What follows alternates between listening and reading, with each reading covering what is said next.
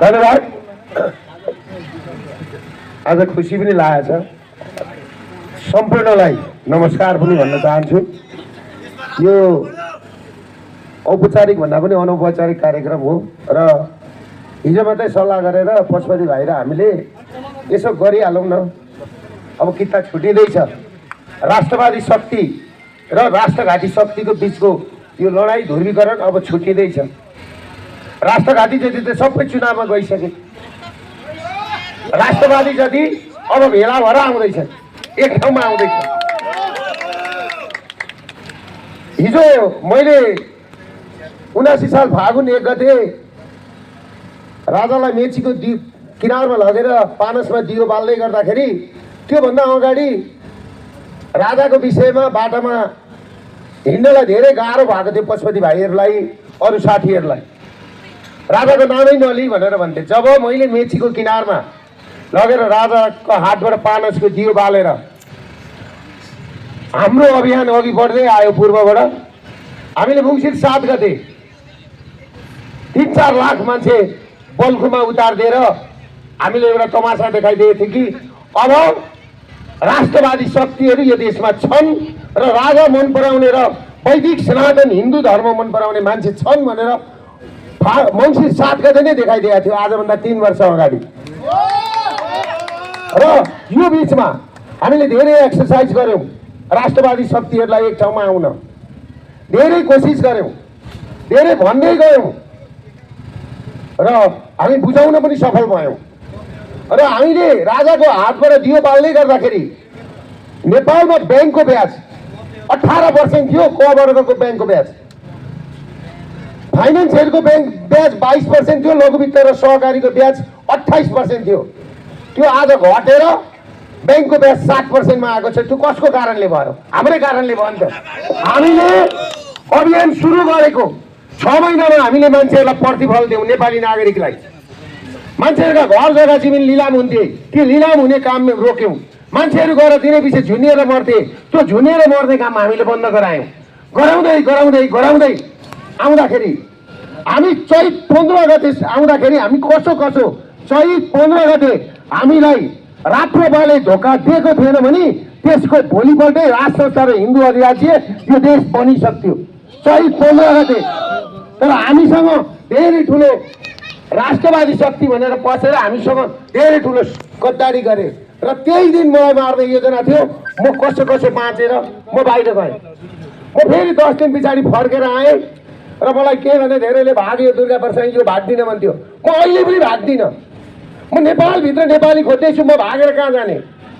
म भाग्दा त नेपालै सकिने रहेछ, नेपाली नै सकिने रहेछन्। एउटा आवाज उठाइदिने मान्छे दुर्गा प्रसाद हो, अरू त जम्मै विदेशी दलाल रहेछन्। यो कुरा त बुझ्नुभयो? तपाईँलाई म आज एउटा कुरा भन्छु। हिजो केपी ओलीलाई मिनबहादुर गुरुङले जग्गा दियो भनेर केपी ओली मिनबहादुर गुरुङका घर जग्गा जमिन जम्मै आगो लगाएको होइन? 13वटा 14वटा भाटबटिनीमा आगो लगाएको होइन?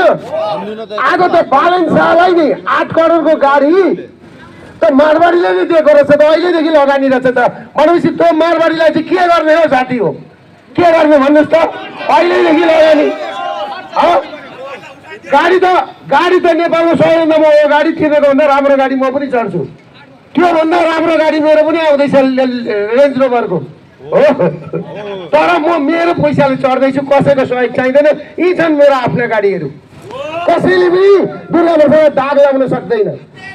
म एकपल्ट म हिँड्दाखेरि करिबन 20 करोडको गाडी लिएर हिँड्छु म आफ्नो, तर मेरो, म मागेर हिँडेको छैन।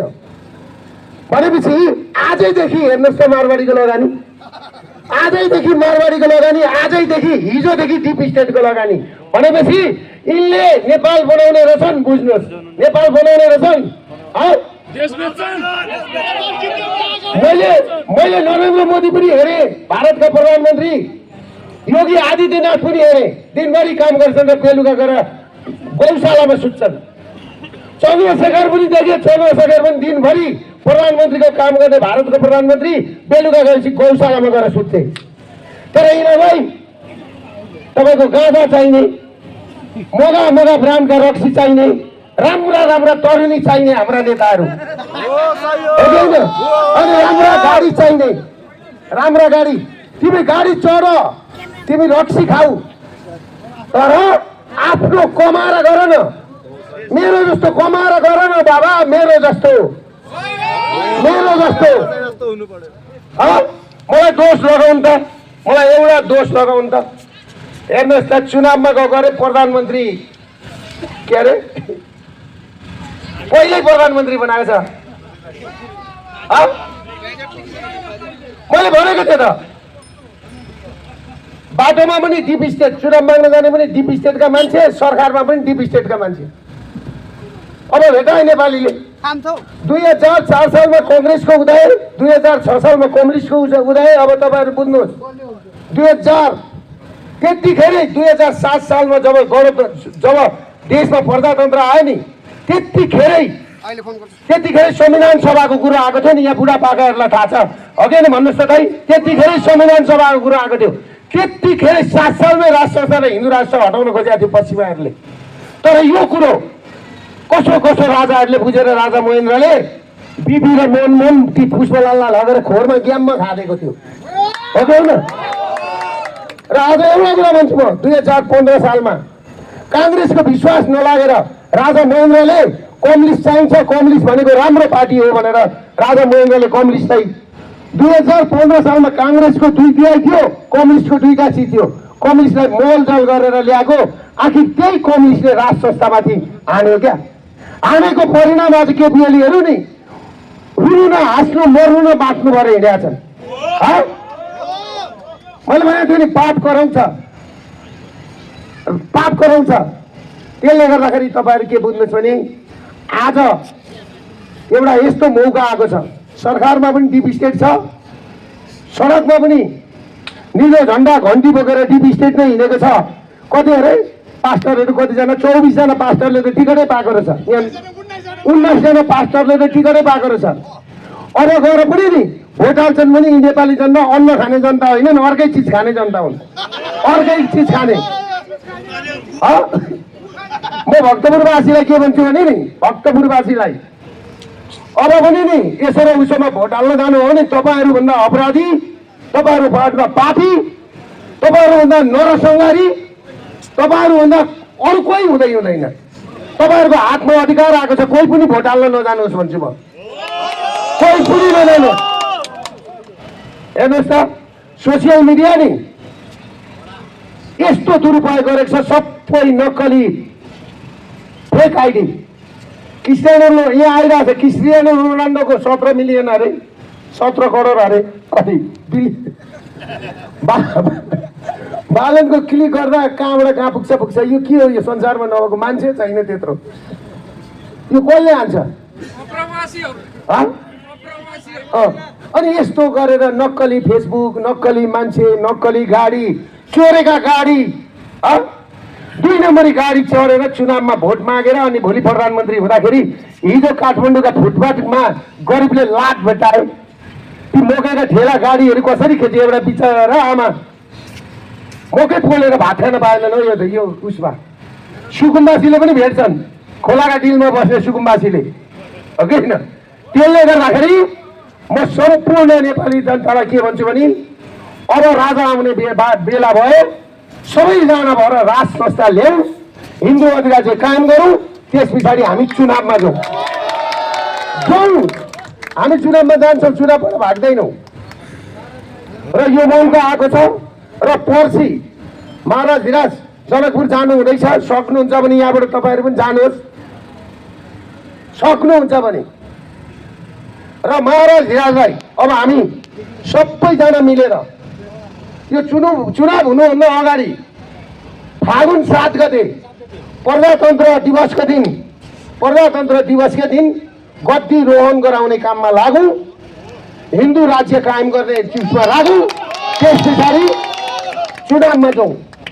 र म नेपाल सरकारलाई के भन्छु भने अस्ति हामीसँग सम्झौता गरेका छ, तपाईँहरूले क्याबिनेटबाट तुरुन्त पास गरेर त्यो एक लागू गराउनुहोस्। एक कालो सूची फुकुवा गर्ने भनेको छ, व्यापारीहरूको कालो सूची फुकुवा गर्नुहोस्। 1 लाखभन्दा मुनिको ऋण मिना गर्ने भनेको छ, त्यो प्रक्रिया थाल्नुहोस्। राज संस्था र हिन्दू राज्यको विषयमा बोलेका छन्, त्यहाँ लेखेका छ। उच्च स्तरीय संविधान संशोधन आयोग गठन गर्ने भनेको छ। त्यो संशोधन आयोग गठन गर्नुहोस्, होइन भनेदेखि फागुन 1 गते हामीले आन्दोलनको घोषणा गरेका छ। पूर्व मेचीदेखि पश्चिम महाकालीसम्म एकै दिन चक्काजाम। चुनावको त कुरै नगरौँ न, यी उम्मेदवार गाउँमा गएका उम्मेदवार जम्मै घरमा आउँदा हुन्छ, घरमा आउँदा हुन्छ। दुर्गा प्रसाद मर्न तयार छ, मर्न तयार छ, झुलिन तयार छ, तर यो आन्दोलन छोड्न तयार छैन। यो कुरा बुझ्नुहोस्। त्यसले गर्दाखेरि सम्पूर्ण भक्तपुरवासीहरूलाई म के भन्छु भने, अब हाम्रो दाइ हुनुहुन्छ यहाँ, बुढो दाइ हुनुहुन्छ नि हो, नारायण विजुक्ष दाइलाई पनि म के भन्छु भने, तपाईँको भाषाबाट, नेवारी भाषाबाट के भनिदिनु भने, राज संस्था नआइन्जेलसम्म तिमीहरू चुनावमा कोही नजाऊ भनेर भनिदिनुहोस्, कोही नजाऊ भनिदिनुहोस्। र यो देशमा अब हामीले हाम्रै देश सक्ने ठाउँमा गएर चुनावमा भोट हाल्छौँ भने हामीभन्दा अपराधी कोही हुँदैन। मैले त्यही भएर भात खाने जनता छ भने त्यसले यो पल्टको चुनावमा भाग लिन जाँदैन, साँच्चै भात खाने हो भने। अब अरूले चिज खाने हो भने त गएर भोट हाल्छ होइन, नभए भात खाने जनताले गएर भोट हाल्दैन। मेरो यो एकदम अर्ग्यानिक बाटोमा भनेको छु है। कुरो बुझ्नुभयो कि नेपाली भाषामा ठिक छ त। त्यसले गर्दाखेरि अब यो एकछिनलाई हामीले एउटा कोर सभा जस्तो गऱ्यौँ। अब हामी देशभरि यो अभियान लिएर जान्छौँ। जस्तो हाम्रो 16 गते लाहानमा कार्यक्रम छ, 19 गते चितवन छ, 24 गते बिरगञ्ज छ। हामी देशभरि जनतालाई तपाईँहरू भात खाने हो कि अर्थोक खाने हो भनेर बुझाउँदै जान्छौँ। बुझाउनु पर्यो नि त।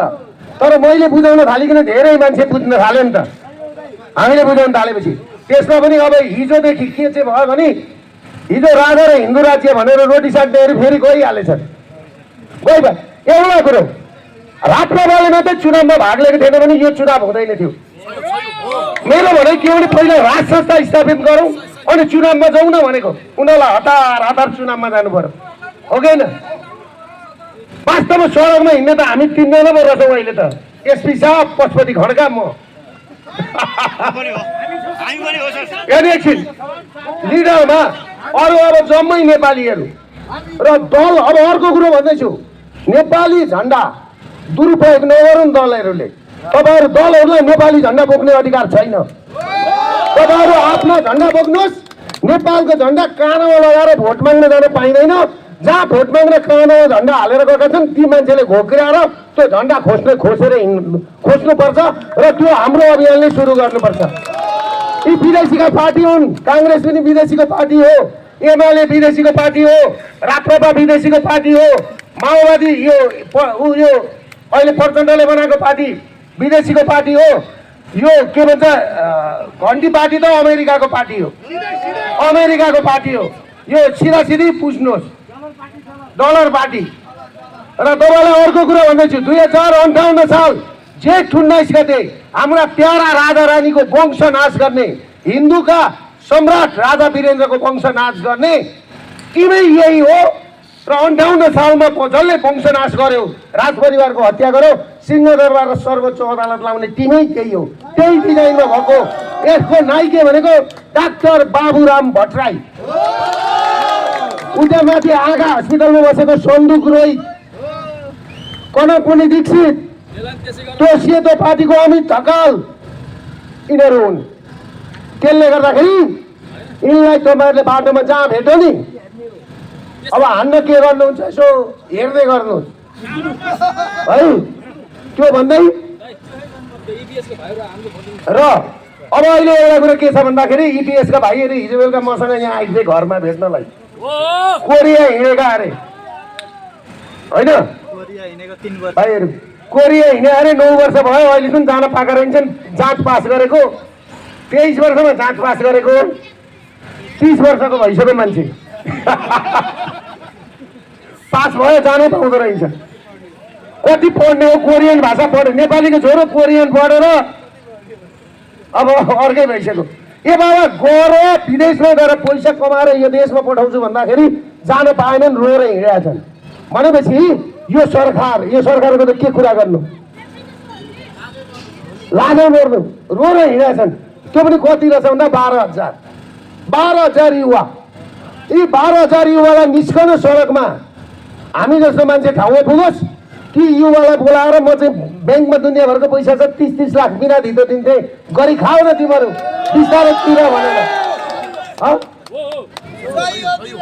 हो नि? अब नयाँ प्रधानमन्त्रीले के भन्नुभएको छ थाहा छ? बिना ढेउवा के बिना ढेउवामा पठाउने अरे बाहिर, फेरि टिकट फेरि भिसा। माधव कुमार नेपालले भन्थ्यो अस्ति गएर, नयाँ प्रधानमन्त्रीले भन्नुभयो। हेर्नुहोस् है, हामी के भन्छौँ भने हाम्रो युवाहरूलाई यही देशमा रोजगारी देऊ, यही देशमा राखौँ भन्छौँ। उहाँहरू के भन्नुहुन्छ? नयाँ प्रधानमन्त्री हुनेवाला प्रधानमन्त्रीले के भन्नुभएको छ भने ए बाबा कलेजमा 10% फ्री हामी पढाउने, स्कुलमा 10% हामी पढाउने, मेडिकल कलेजमा 10% विद्यार्थी हामी पढाउने। बालन के भन्छ थाहा छ? मैले त 20,000 विद्यार्थी पढाएँ अरे, उसको बुवाको स्कुलमा पढाए जस्तो नि। उसको बुवाको स्कुलमा पढाए जस्तो। उसले मान्छे के गरेर लागेको हो फेरि पछि नि, कस्तो बेकुब हो, कस्तो भेडा भनेको। गणेशमान सिंहले त भनेको थियो कि 2046 सालमा प्रजातन्त्र ल्याइसकेपछि अष्टलो के लुवा अरे के लोट भन्थे नि बुढालाई, लौवा पुरुष भन्थे नि। गणेशमान सिंहलाई नै हराए क्या काठमाडौँका जनताले। अनि रुँदै गणेशमान सिंहले भने ती जनता त वास्तवमा भेडा रहेछन् भन्थे। साँच्चै भेडा रहेछन् क्या? के हो यो कुदाइ? के हो यो? बुझ्नु पर्दैन? मेरो स्कुल पनि छ, कलेज पनि छ, 10% मैले पढाएको त। सरकारको त्यो पहिलेदेखिको नियम हो नि, अहिलेदेखिको नियम हो। फेरि पढाएको छ, त्यस्तामा हिँडेका छन्, वाउ गरेका छन्। अब विद्रोही म यहाँ पुलिस साथीहरूलाई पनि भन्नुपर्छ, पक्रिन आइहाल्छन्। भर्याङ लिएर आउँछन्, जम्मै लिएर आउँछन्। 20,000 भए पनि तलब पढाउनलाई मैले अस्ति सिग्नेचर गराएँ, प्रधानमन्त्रीलाई क्याबिनेटबाट पास गराएँ। 20,000 भए पनि पुलिसको तलब बढोस् भनेर भनेपछि हामी जस्तो मान्छे के छ भने एउटा फुटपाथबाट उठेको मान्छे, दुःख गरेर उठेको मान्छे, हामीलाई थाहा छ कि दुःख सुख सबै कुरा थाहा छ, यिनलाई केही थाहा छैन। त्यसले गर्दाखेरि तपाईँहरू के बुझ्नुहोस् भने अब आउने चुनाव भनेको यो देशको साँच्चै भनेको भनेदेखि कि चुनाव भएन भने देश रहन्छ, चुनाव भयो भने यो देशको अन्तिम चुनाव हुन्छ। यहाँ यो देश गाजा बन्दैछ, गाजा। र म भारतका अस्ति एकजना साथीले मलाई फोन गर्नुभएको थियो, मैले उनलाई भन्ने हिन्दीमै, तुम पहले राजा महाराजा का गुलाम हुआ, बाद में ब्रिटिश के गुलाम हुए थे, अब अमेरिका के गुलाम होने वाला है। गुलाम तो आखिर गुलामी है, गुलामी होता है भन्ने थियो मैले एकजनालाई। भनेपछि भारतीय साथीहरू के बुझ्नुहुन्छ नि, यहाँ डिप स्टेट आइसक्दा तपाईँहरू गुलाम हुन तयार हुनुहोस्। हिजो ब्रिटिस पहिला राजा महाराजाले गरेका थिए, हिजो ब्रिटिसले गरे, अब अमेरिकाले गर्छ। त्यही होइन कुरो? ल त्यो गर भन्दै अब त्यो असमान सन्धि भोलि पर्सि गरौँला कि पहिला देश जोगाउन, देश जोगायो भने पनि सन्धि हुन्छ त। त्यो भन्दै म बिदा लिन चाहन्छु। यति छोटो समयमा पनि यति भेला भइदिनु भयो, खुसी लागेको छ। तपाईँहरूले अब हाम्रा माग पुरा भएनन् भने चुनाव हुँदैन भन्ने कुरा म बुझ्नुहोस्। हाम्रो माग भनेको के हो? हाम्रो माग भनेको यो फोटो आउनु पर्यो गद्दीमा, होइन? ल त्यो भन्दै बिदा लिन चाहन्छु। नमस्ते।